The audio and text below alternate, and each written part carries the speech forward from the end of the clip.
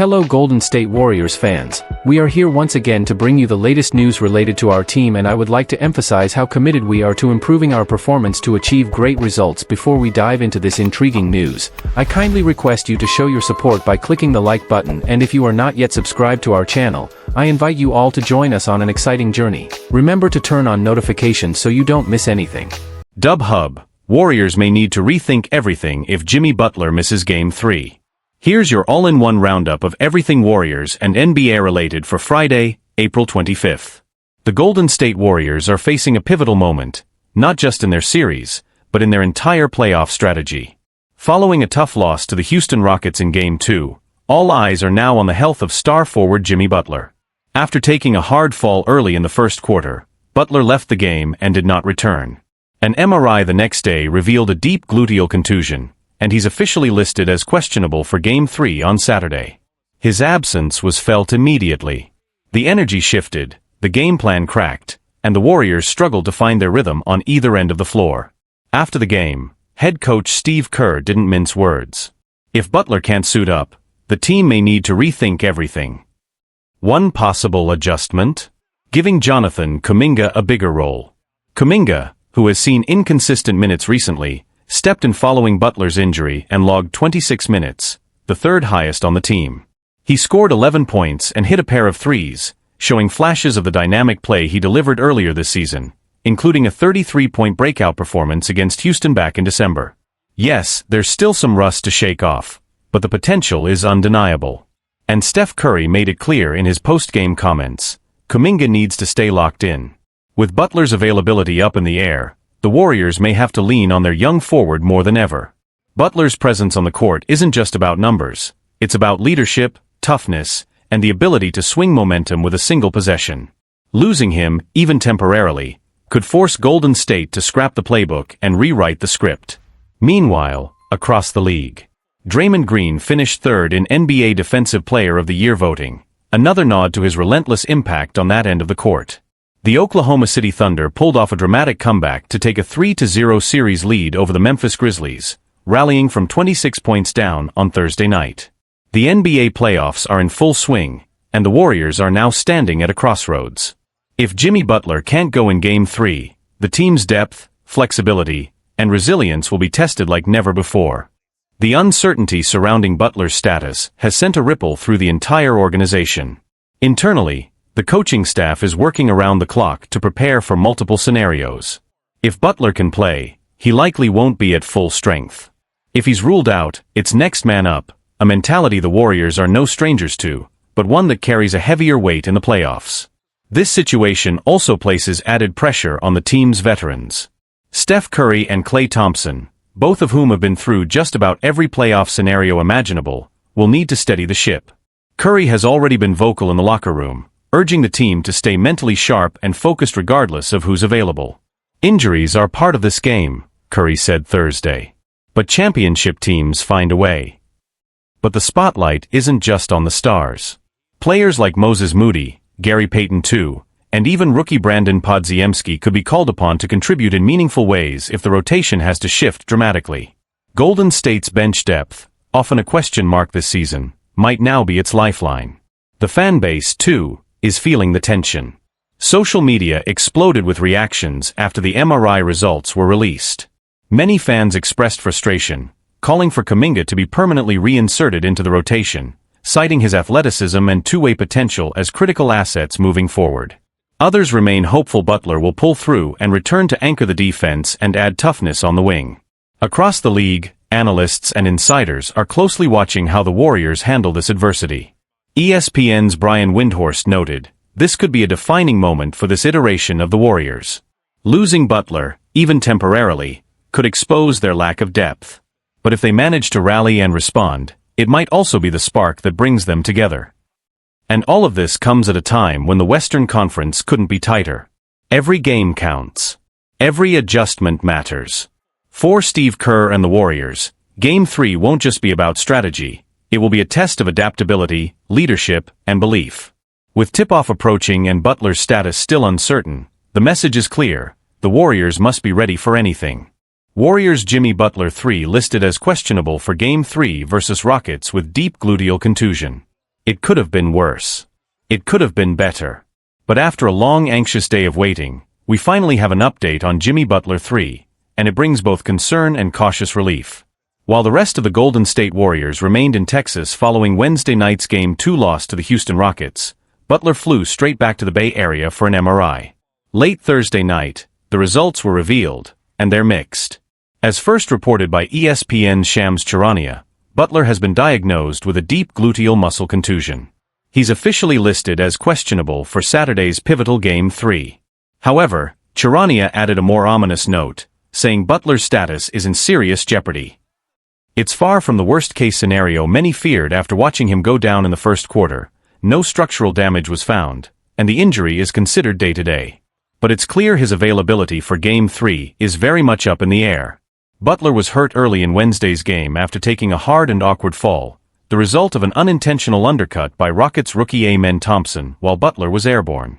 He stayed down for several tense moments, visibly in pain, before getting up, calmly sinking his free throws, and gingerly walking off the court. The Warriors later ruled him out for the rest of the night with what was initially described as a pelvic contusion. Now, with more clarity, the focus shifts to recovery. Friday should bring more updates, but for now, the team is preparing for all scenarios. The hope is that Butler, known for his toughness and high pain threshold, can suit up Saturday when the series returns to Chase Center at 5:30 p.m. Pacific Time. His absence would be a major blow, not just statistically, but emotionally.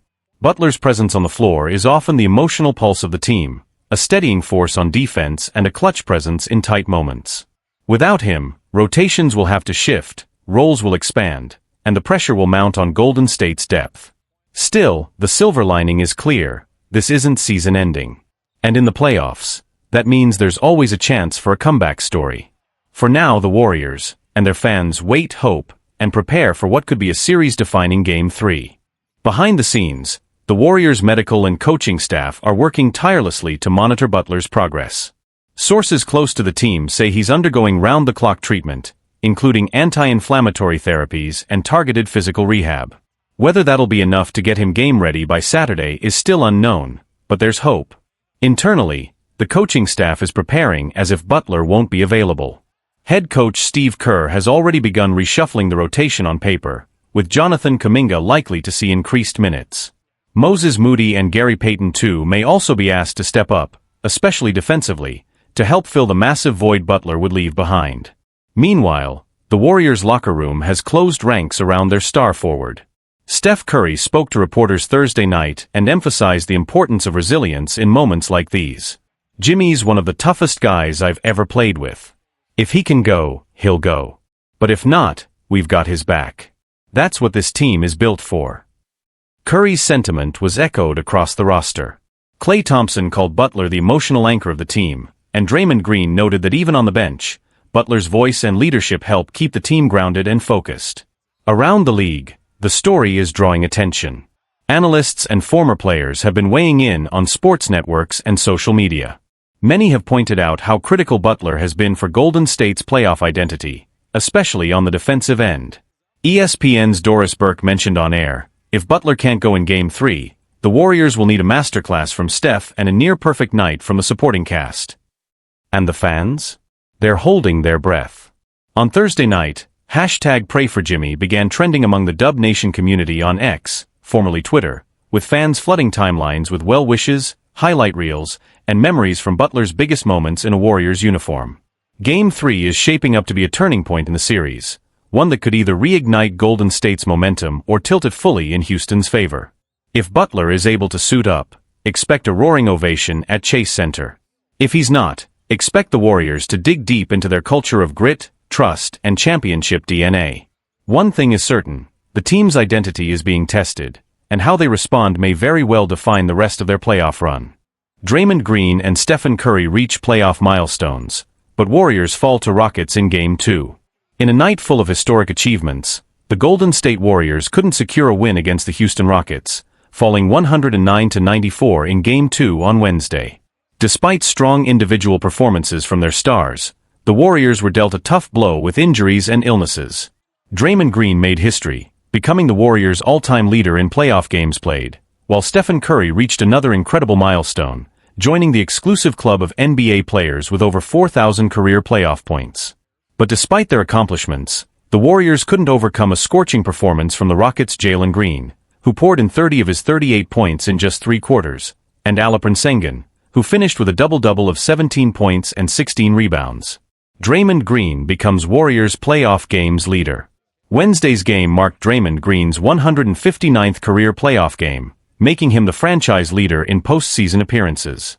Green now sits in 5th place among active players for most playoff games, trailing only LeBron James, 289 games, Al Horford, 188 games, Kevin Durant, 170 games, and James Harden, 168 games. Green's playoff experience is evident, and his leadership continues to shine through. He's now tied with Klay Thompson for the most playoff wins in Warriors history, with 108 victories, just behind LeBron James, 184 wins, among active players. In Game 2, Green contributed 8 points, 5 rebounds, 3 steals, 2 three-pointers, and 1 block in 31 minutes. While the Warriors faced a tough loss, Green's milestone only adds to his legacy as a cornerstone of the team's dynasty.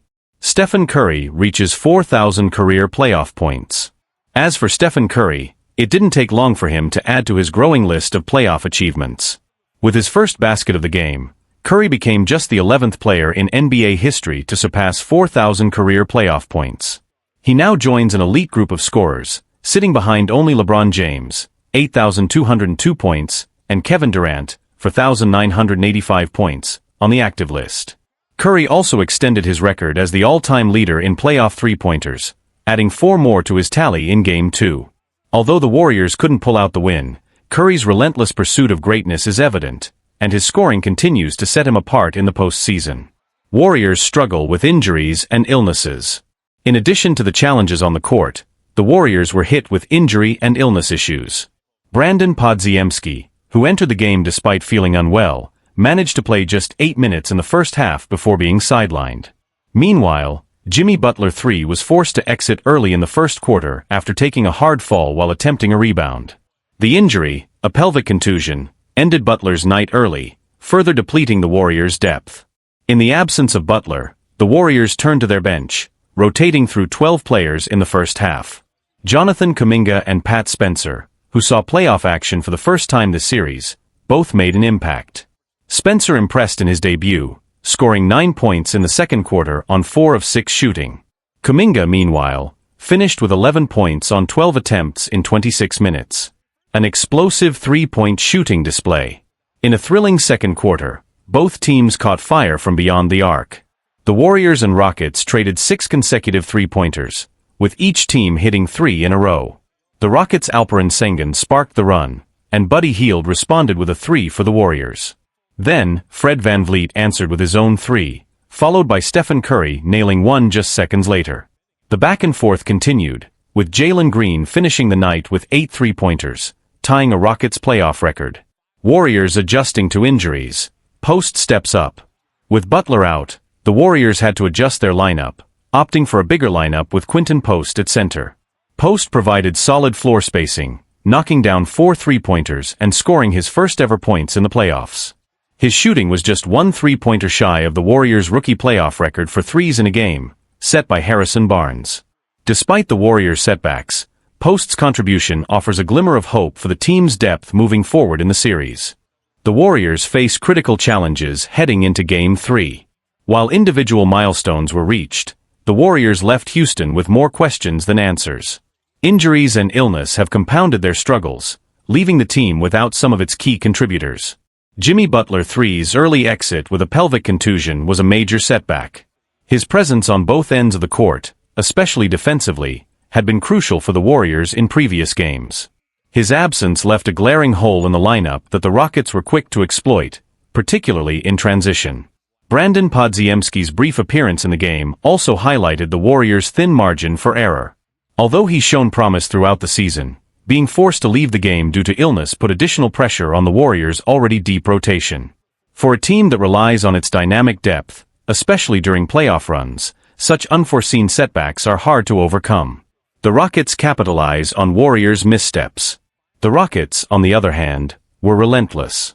Jalen Green's explosive performance in the first 3 quarters, where he dropped 30 points, set the tone for Houston's dominance.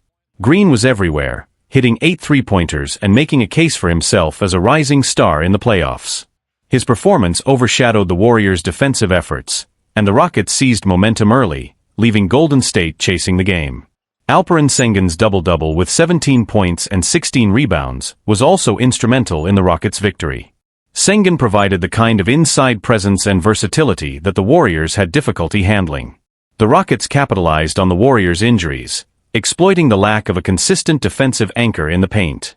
Stephen Curry continues to shine, but needs more help. Stephen Curry, despite the loss, continued to demonstrate why he's one of the best to ever play the game.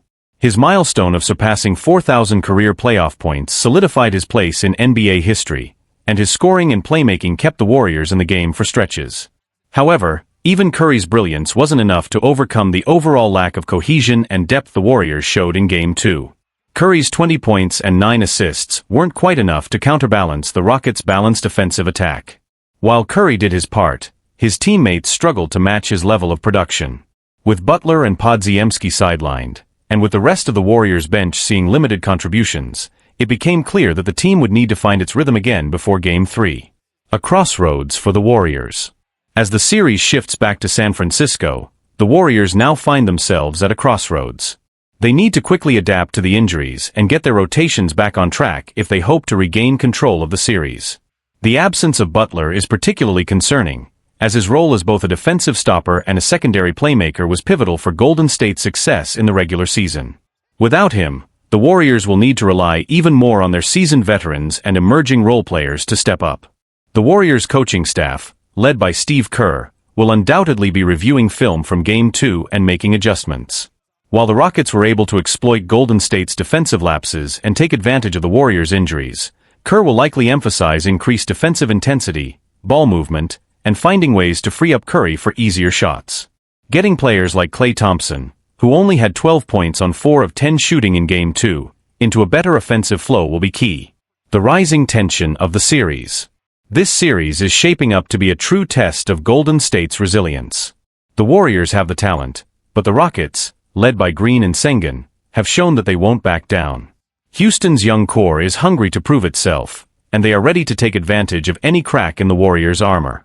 As the Warriors head back to the Chase Center for Game 3, the stakes couldn't be higher.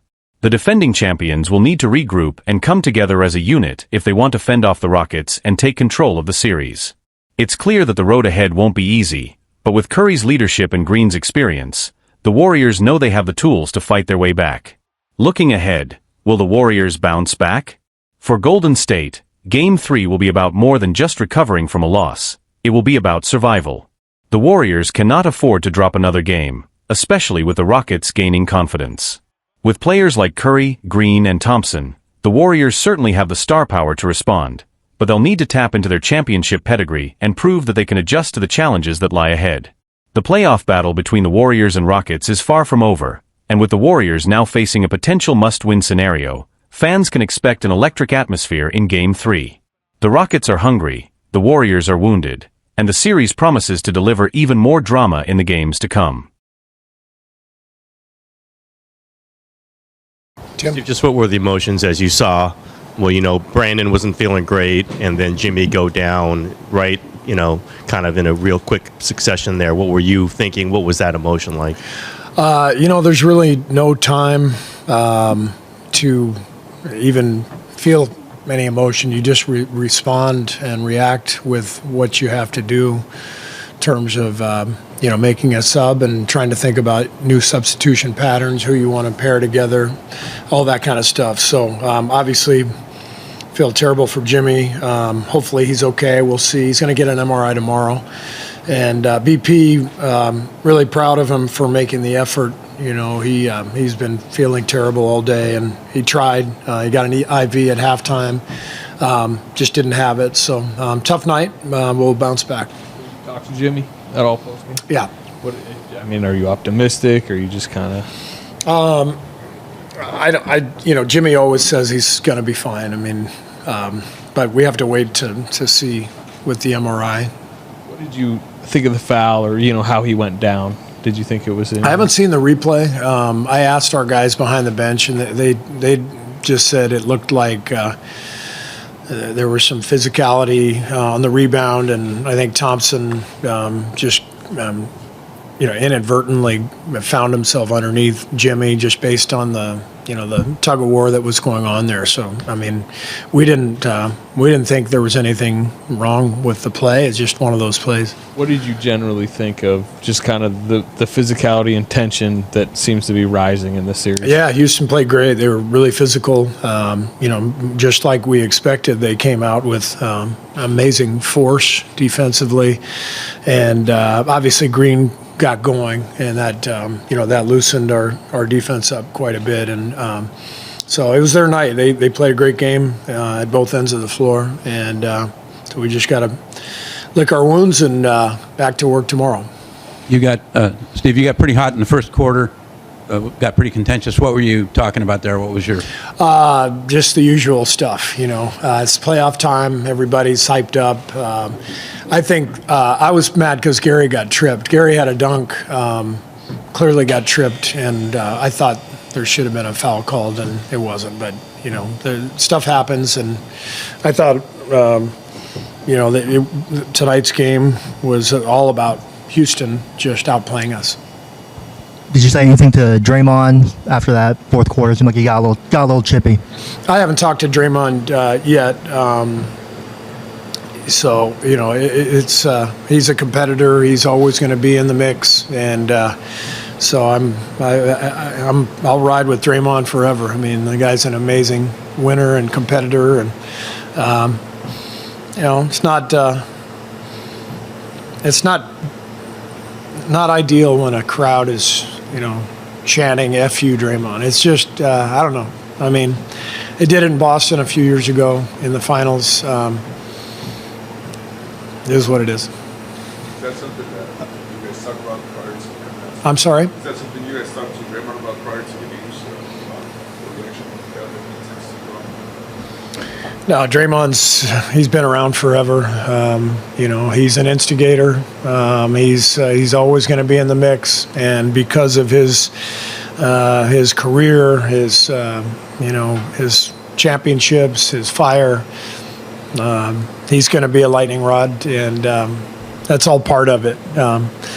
I would prefer, if fans could use a little more discretion and, remember that, the guy has kids, and, it's like there's kids. I don't know. Maybe I'm old school, but I'm all for the fans cheering for their team, and if they want to yell at the opponents, great, but I don't know. I just think FU it's a little much. Steve, after Jimmy went out, did you notice the Warriors maybe key in on Steph a little bit, or what did you notice from how they defended you after Jimmy went out? After Jimmy went out. Well, they were keyed on Steph anyway. They're going to be really aggressive. They're going to blitz him. Obviously, we've got to be able to counter that. We had too many turnovers against that pressure.